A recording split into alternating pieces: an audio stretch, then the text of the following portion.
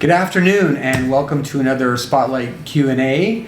My name is Ian McPherson. I'm the Director of Communications here at the school, and this week's guest is Mr. Rick Rodrigues. He's the Director of University Counselling at the school and has some answers for some questions about this year and following year for our graduates as they go and look at post-secondary options. Rick, welcome. Thank you very much for having me. So you and I talked a little bit about what it's going to look like. Mm-hmm. Some of the questions that we've had, and I know you get a ton of them, so I'm really not asking you anything you haven't already heard a bunch. Indeed. First question. So I have graded 12 advisees, as do you. Mm-hmm. Some of them have been asking, as we look forward to this coming fall, a lot of universities are moving to online. Mm-hmm.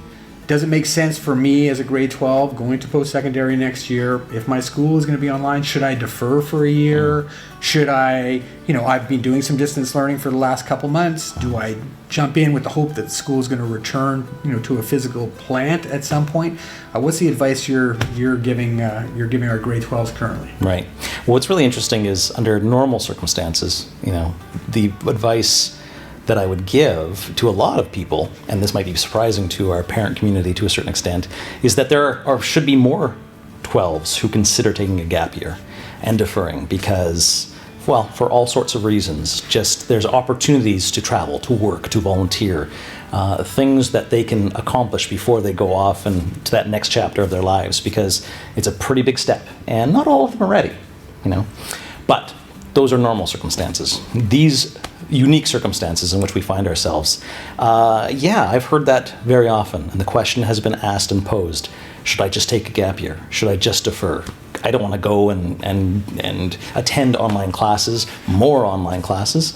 And I do caution people on that, because what I was saying previously, a gap year is all about running to something rather than running away from something. It's actually taking advantage of an opportunity to travel, to work, to volunteer, an opportunity that is available to you that under these circumstances, the question is, will they be available? Will those opportunities be accessible to our students to work, volunteer, to have that internship, to do any of the number of things that are so valuable in a gap year? And as such, the question about engagement really comes up. Will you be engaged in a year in which you've deferred? And I do question whether that's going to be a possibility. So it may not be the best situation, but it does allow for that engagement to take place. Many of the universities, at least here in Canada, are looking at having students come to campus, live on campus under, of course, adjusted circumstances, single rooms, what have you. While a lot of their large lectures would be online, they're looking for opportunities to engage them in person in some way. So campus life will exist in some form. So it's not ideal, but it is something.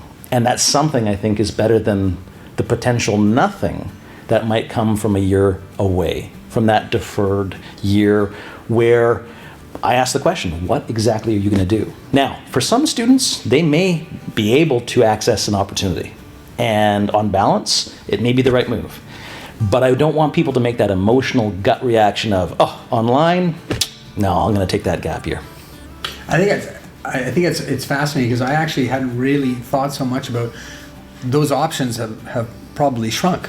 So if you are not going to be going to school, you're maybe not traveling the world the way it's been done in the past to get those life experiences and make it, I guess more than anything else, inform your decisions going forward from a place of experience as opposed to theoretical. So absolutely, yeah, that's a great point. Yeah. And again, it's all about making sure people don't just, that they're actually taking advantage of an opportunity rather than just running away from, online, I don't want to do that. So you've got to be very careful about that, because there's got to be something.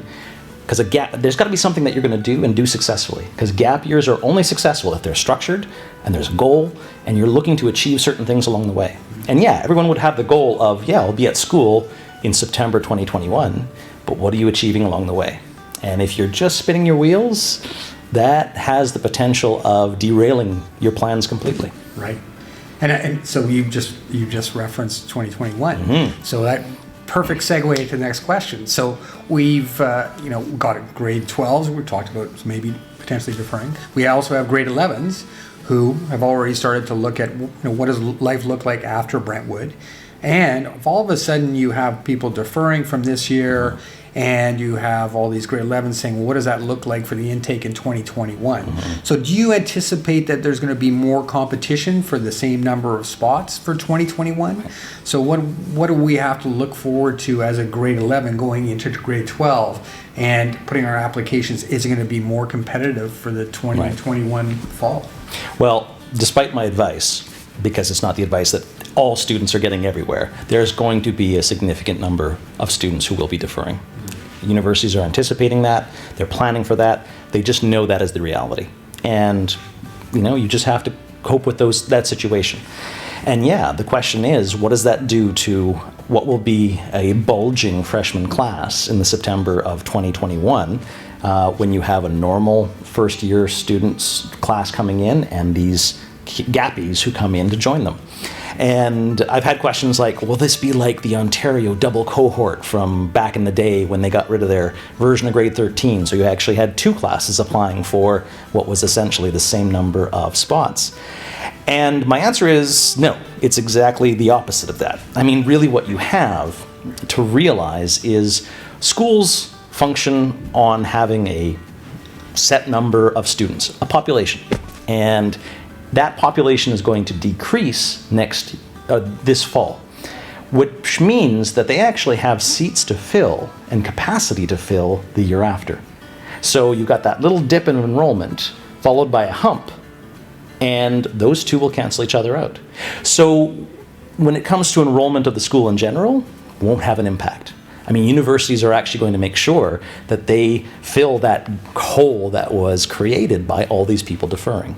And so, yeah, they'll have larger freshman class, but they'll adjust.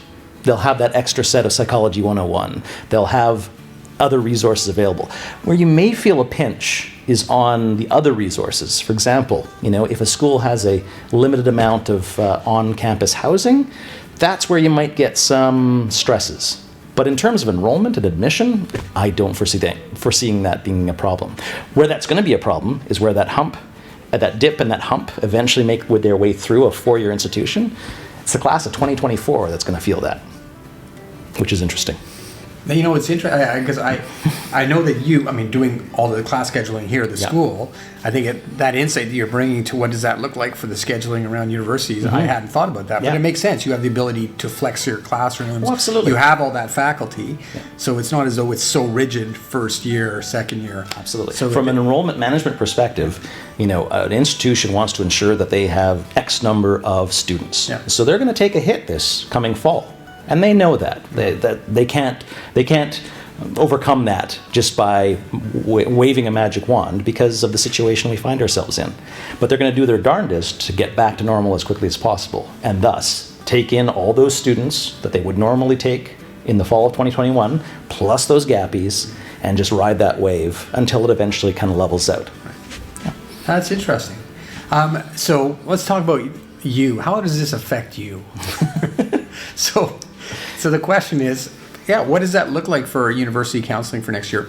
Like, how are you approaching it? How, are there any changes that you anticipate for university counseling, or anything that you're going to be doing different this year than you would from last? I think in terms of the student experience, there's not going to be much that will change. The bedrock of what we do in university counseling is the quality of the relationships that we establish with the kids, the conversations, the many conversations we have, the constant contact we have, the individual work that we do. Social distancing will obviously affect that, but we can overcome that. Where I think it will be different for the students is, we haven't figured out what's going to happen when it comes to universities wanting to come and visit, recruitment. I mean, many of these institutions, they've been told, you're not traveling. Recruitment from their perspective is going to look different. So whereas a kid could, see as many as 4 to 5 dozen universities visiting, and we have a school fair, or quite a few school fairs at the school or up at Shawnigan, that kind of system and those opportunities is going to be very different. And so it will impact the ability of the kids to really kind of dig deeper into what they want, i.e., instead of people and resources coming to them, they're going to have to do a better job of seeking out those resources themselves. And that's a challenging process because they're just learning how to become informed consumers when it comes to their post-secondary choice. So it's going to take a lot more work on the part of me and my team to help them navigate that information. They still struggle with that regardless, but I can recount so many times when a school visit or a conversation with that admissions officer across the desk at a fair made an impact. And it was that moment where it's like, yes, I think this is the school for me. Right. And without those opportunities, and furthermore, maybe the lack of opportunities to visit campuses, because we just don't know what that landscape will look like, it's going to put a lot more pressure on us to help guide the kids through that. And there's always that tension, because we want them to take ownership and take the lead on the process. Where we still guide them, but eventually want them, to let them go to really make the decision themselves. I think they'll find that a little bit more challenging this year coming up, and we'll just have to do a little bit more to help them guide them through that process.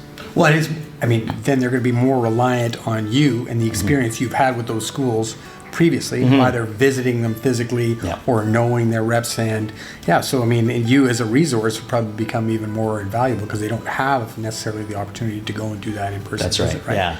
Whereas we would always say, you've got to make sure you go and visit. Oh, that may not be possible over the course of the calendar year before they have to make decisions in 2020, 21. Hopefully it will. Hopefully at some point they will, but it does change the landscape of that process. There's going to be a lot more faith, and they're maybe going to have to take that leap of faith that they wouldn't have taken before. So we'll see.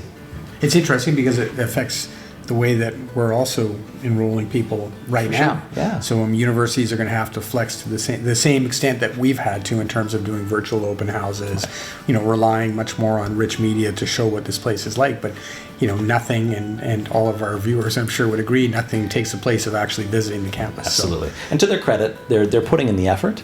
Yeah. But you're right. Nothing replaces that in-person experience. Rick, thanks so much. As always, a pleasure to chat with you. Hopefully this answers some of the questions from our parents. Is there anything else you'd like to add? Or? No, I miss the kids, miss the parents, and I hope that we all can get back to some semblance of normal in the near future. My hope too. Thank you very much for joining us. Thanks to our guest, Mr. Rodrigues, and we'll see you next time on our next Spotlight. Thanks very much and have a great weekend.